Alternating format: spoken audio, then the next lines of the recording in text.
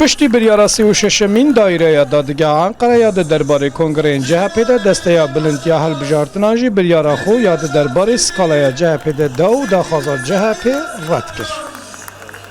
لبرداری نوانده گشتی یا CHP جی به بجداری آلی گرین özgür özel و بشک آلیین کو پشگیریا ویدکن خو پیشاندان بردوامن.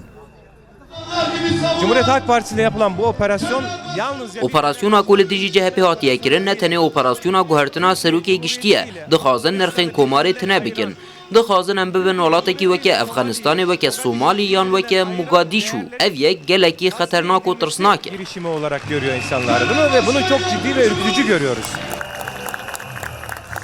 CHP bu betalkirina biryara dadige heman demez skalayek le dadgeha bilinci tomar kiriye laliyeki din ali girin CHP ji li ser biryara dadigehê desthilatê tavan bar dikin û dibêjin tiştê hatiye kirin darbeyeke siyasiye.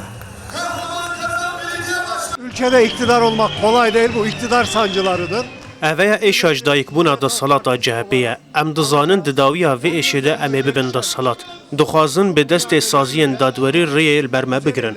Lê CHP êdî ber bi da salatê vediçe. Siyasi içerisinde duruyorlar.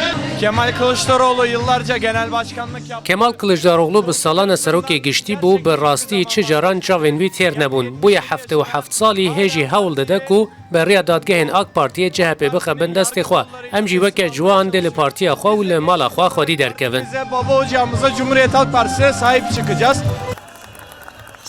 Serokê CHP yê ji erkê hatiye dûrêxistin Özgür Özel û rêya wî biryardane ku hemû êvariyan li berderê CHP xwe pêşandanan bikin. Li berderê Partiya Komariya gel CHP bi sedan kes kombûne lê beşekî ji wan ne endamên CHP ne.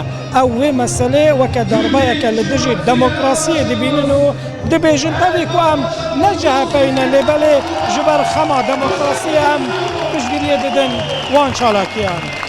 Şevket Erkî, Rûda, Ankara.